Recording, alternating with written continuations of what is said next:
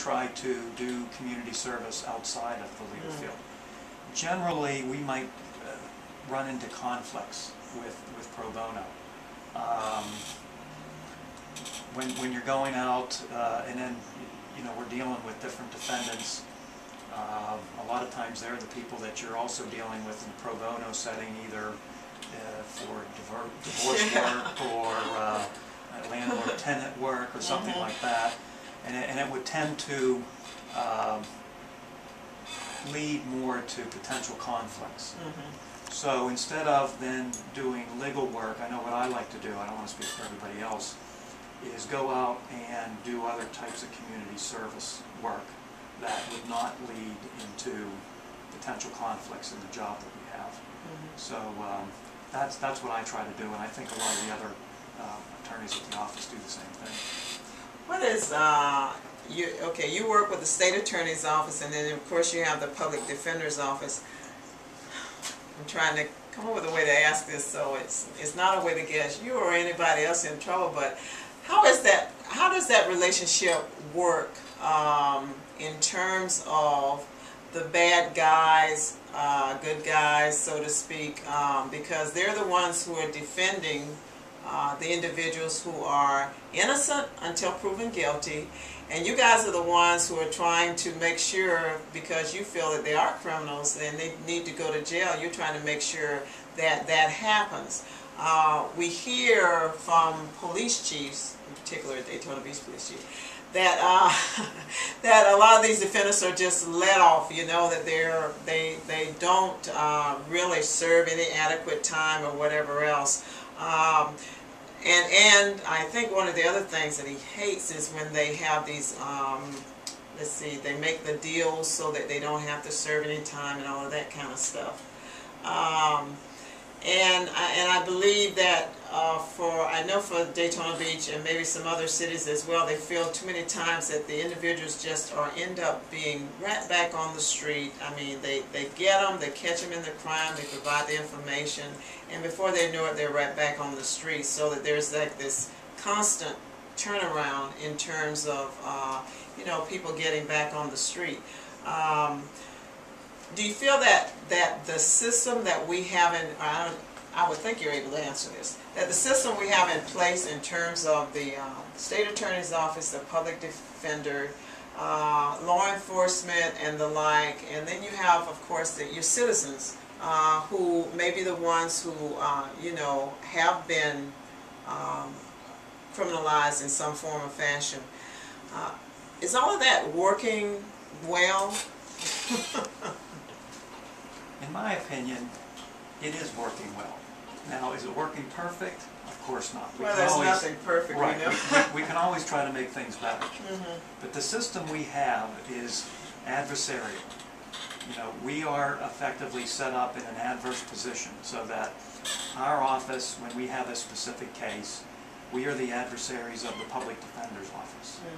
Now, just because we're adversaries doesn't mean we're not collegial, that we're not friends. And it's not personal. It's professional. And each of us plays a role. The role of the state attorney's office isn't just necessarily to get a conviction. It's to do what is just. In some cases, doing what is just is not prosecuting. In other cases, doing what is just is placing them on some type of supervision that is not in jail or in prison. Other times our job is to try to incarcerate the person, convict them. But from our point of view, the public defender is extremely important because they have a role to play. Because we need to see that justice is served. And the only way justice is served is if the public defender plays their role as the adversary. We want to make sure that they get competent counsel. And we're very fortunate because our public defender's office is very good. So it's not just competent counsel that they give to defendants, but very good representation to defendants. And we need that. From the state attorney's point of view, we want to make sure that we have a strong public defender system, because a vast majority of our cases are handled by the public defender's office. So we need that. We want to make sure that there's a fair trial.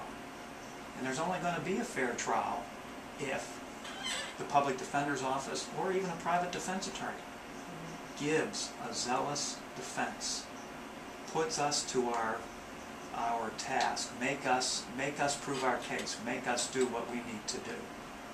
And like I said, sometimes it is to get a conviction, sometimes it's not.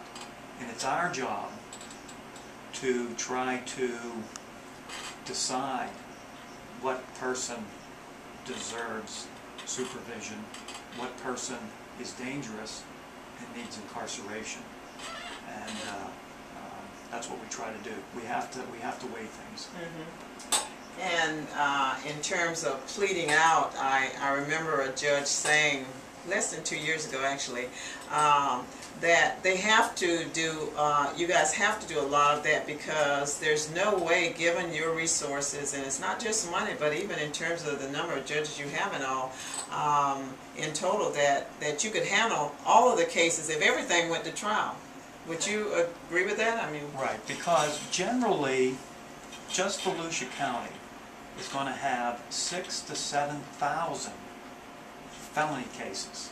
6,000 to 7,000 felony cases. We'll have 6 judges assigned to be able to handle those. They don't have time for 6,000 or 7,000 felony trials. not to be fairly... The trials will be a couple hundred trials. So if you only can have trial days for a couple hundred trials, that means you do need to resolve the other 6,000, 7,000 cases. And of course, most cases get resolved by a plea as opposed to a trial. And that's where some police chiefs, in particular at Daytona Beach, has a problem because they don't believe in pleading out. But then, you know, he's not providing the millions of dollars that it might take in order to get all the resources you need to be able to do the... And really and truly, even if you had probably all the money in the world, I don't know that you still would want to do anything that much different from the way you do it now. Because, as you're saying, there are some people who need to be locked up. There are some people who find themselves in certain circumstances where they're probably going to learn from that. They're going to learn from having gone through all of this, and they'll probably never commit another crime, you know, for years, if at all. And then, you know, there are those who may never learn. And that's, you know, that takes some, when you think about it, it really takes some kind of, are there criteria you guys use to kind of decide that, or do you look at whether or not you look at their background in terms of have they, you know, ever been convicted before, have they ever been arrested before? Do the more, because most of us believe that, tell me if this is true, that the worse your background is, then the chances are that you're definitely going to go to jail and you're going to serve a lot of time. The criteria is set up so that those things are taken into consideration, right? Oh, absolutely. One of the first considerations is what is the crime committed now? Is it a violent crime? Are you a threat to the community? Do we think that you may reoffend when you get out and cause another violent crime? We also want to consider what the prior history is. I know I've had some psychologists and psychiatrists who will testify in court, and they'll tell you that one of the best indicators of what you might do in the future is what you've done in the past. So we have to look at the prior record. We have to see, is the behavior escalating? Does it look like it's becoming more dangerous? We'll also look at things like whether they're property crimes, whether it's drug related. Is this a drug use problem versus something else? We always try, if it's a drug use problem, we always try to help. But there's always comes a time, though, that even with drug use, you know, when you get to the 9th case, the 10th case, the 11th